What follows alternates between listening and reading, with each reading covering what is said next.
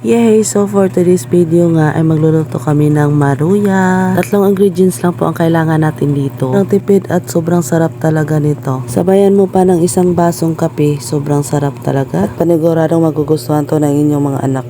Tara, samahan nyo po kaming magluto. Let's go! Maganda lang po tayo dito ng saging saba. So hinog na po pala ito. Mga isang sipi lang talaga yung kailangan natin dito. Di ko alam kung anong tawag sa Tagalog ng sipi. Pero sipi talaga to sa Bisaya. Charis. Binalatan lang po natin itong ating saging. Tapos pagkatapos nating nabalatan, i-smash lang po natin ito. Wala kayong potato smash, pwede naman yung tinidor na lang yung gamitin. Huwag na kayong magpahirap-hirap sa kalisod. Hirap na nga ang buhay, maglisod-lisod pa. Charis lang uy. Tuloy-tuloy lang po yung ating pag-smash hanggang ganito na nga po ang kanyang mix. At pagkatapos maglalagay na rin tayo dito ng harina. So tansya lang pala yung paglagay ko ng harina dito. Siguro mga 1 cup lang po. Umiipal na kasi yung katamaran inday. Susunod natin ilagay yung ating asukal. So tansya lang din yung asukal natin. Kayo na bahala mag-adjust kung gaano katamis yung gusto nyo. Kunti lang po yung nilagay kong asukal kasi nga matamis na po yung ating saging.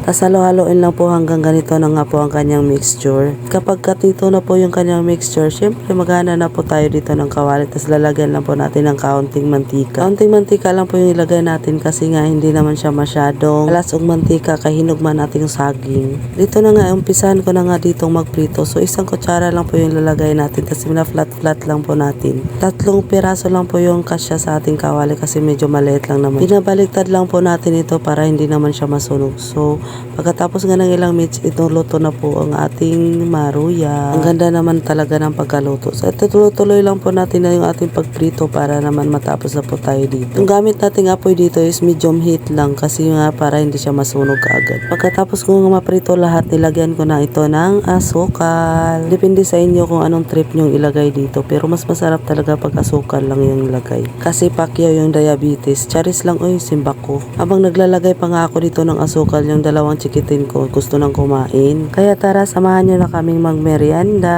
Itong kasama pala namin is pamangkin ng uyab na ko. Mayor naman naglalaro doon sa likod. Hindi nila namalaya na kumain na po pala kami. So dito nga, nagkakapi pala ako dito. Biglang sumulpot nga si Mayor, tas nagustuhan niya pala yung tinatikim ko sa kanya. Akala ko kasi hindi sila kakain eh. Kung hindi sila kakain, syempre ako nang mag-uubos. Ang sarap kaya nito. Tingin pa lang sa mukha ni Mayor, talagang nagugustuhan talaga niya yung ating niluluto. Kaya for the go. Subuan ko pala si Mayor dito na medyo mainit-init pa, kaya nga nakanganga siya. Ang arte kasi namin nito eh. Kung hindi pa kayo nakapag-try nito, syempre try nyo na kasi nga nagugustuhan talaga to sa inyong mga anak. Sobrang nakakatipid din kasi 3 ingredients lang po yung ginamit natin dito. Follow, like, and share na po kayo sa aming Facebook page para naman ma-notify kayo sa susunod naming video.